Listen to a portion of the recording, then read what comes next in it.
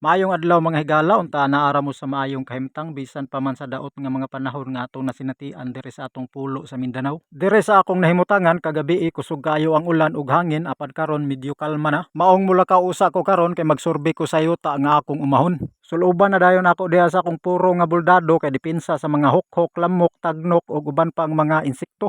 Ang sling bag usab nga mao'y sudlanan sa kamera anapod na diha kanunay. Ug sawa na paglangan gikuha ko na usab ang akong sundang nga mo'y bugtong depensa sa mga malalang mananap ilabi na sa bitin nga banakon nga bisan og gamay pa perting isuga kayo manggukod na. Kung panalitan makaagbat manggaling ko niining maong klase sa bitin kung mudagan, pasagdan, kung musukol, tikdungan. Medyo habol-habol man nga sundang sa isang tikdong dili pa siya madutlan pero magantos gyud siya sa bunog. Ug tuod man atong dalion nga istorya sa akong pagpadulong sa area nga akong sorbihon aduna ko'y naagi andiri nga tuod sa dakong kahoy nga lawaan. Kining maong dakong dalid mao kini ang agi sa nalko sa una.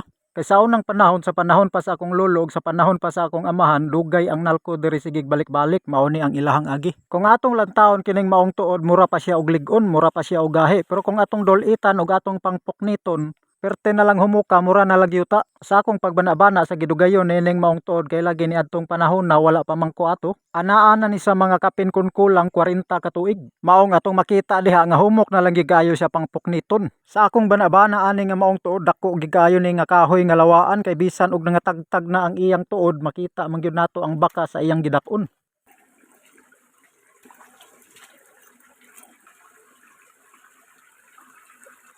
Adunay uway diri mga higala, aduna po'y mga kinakaan sa manok ihalas. Ato ning lantaon ning mga kinakaan sa manok ihalas kidaghan kayo. Kini mao ni ang agi sa kinakaan sa manok ihalas, unya nangatabunan na lang sa mga dahon sa bukawi, ani nangahawan. Nia pa po diri sa pikas ato ning lantaon. Ani usab gihapoy kinakaan diri sa manok ihalas sa akong lantaw ani tungod kay dulit kayo ang mga kinakaan kini nga manok ihalas bayi. Aduna day daghang mga manok ihalas diri kay aduna may daghang kinakaan. Maayo nga balita kini kay aron nga mobalik ang kinabuhi sa mga ihalas nga mananap dinhing dapita. Ug tuod man sa akong pagpadayo nakakita ko diri og lubas na nga kahoy. Nindot ni mga higala kay itom na daan, balikan ko ni nindot ni siya lihaan niya barnisan. Murag mao man ni nga dahon katong naa sa salida nga Jumanji nga si Darak ang bida. Ayay mga higala. Ito ng ulan.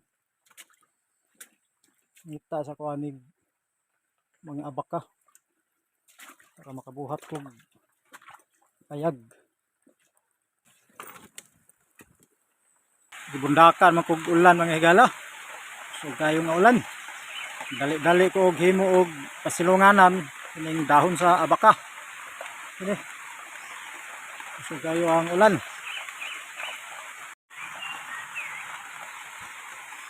Tungod sa dali-dali na akong himo aning akong gipasilungan mga higala nga gisi na ang mga dahon sa abaka. Kaya ako rang gipanglangkat ba. Ang mga gisi mo akong giuna. Nga katong mga way gisi mo akong gisapaw ani. Mo ning wala siya tulo. Siya magkusog ang ulan. Kunya bisag kusog kayo ang ulan pag abot diri sa payag. Hinay ra ang tulo kay masangga man sa mga dahon sa dagkong kahoy. So mo ni nga wala ra kayo itulo. Gamit kayo ang purong diri mga higala.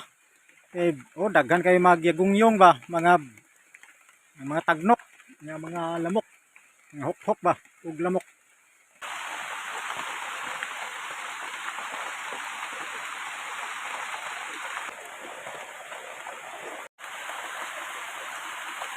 Ito ang nang ulan mga higala. Padayon ako sa pagsurbi. Mo ni akong payag. Akong himos ka payag.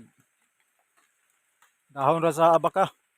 Ang sukod ani nga payag isa ra ka metros, pila ray pa silungan. Nagbabag lang dayon ko og kahoy. Nya hikta na ko og laya nga bani sa abaka. Nya ang dire sa pikas gihiktan pud nako og bagon. Na nya gibabagan na dayon ako og mga dahon sa abaka. Ang uban nangagisi-gisi na kay sa dali-dali kay kusog ang ulan kayo ganina. Ako nang gipangbira, ako nang gipanglangkat. Mao na ang baka nga akong giputol. Gikuha og dahon. Larga. Padayon ako sa pagsurvey. Sa akong pagpadayon sa pagsurvey, nakakita ko diri og nindot nga kalidad sa yuta, pero lang ang plastada niya bakilid. Upadayon lang usa ko sa unahan manghigala kay bakilid man ni diri nga pwesto. Aduna ko nakita diri nga hagimit nga daghan nagbunga pero mga hilaw pa. Mao ni mga higala ang sibaonon sa mga langgam nga bunsurot. Kung tipakon pod ni siya, ang sulod ani niya pulos liso. Niya ay daghan kayog mga liso. Daghan na kayog mga bunsurot maningog oh. Malipay maguna sila basta nga ni nang tingtuang sa ulan ba. Kini balikan ako ni puhon pag mga hinog na ni kay daghan kayo mga bunsurot nga langgam diri ang maniba. Sa akong pagpadayon nakakita ko diri patag nga area og nindot nga kalidad sa yuta. Mao na ni ako napili mga higala nga area nga akong umahon. Gawas nga tambok ang yuta. Patag siya.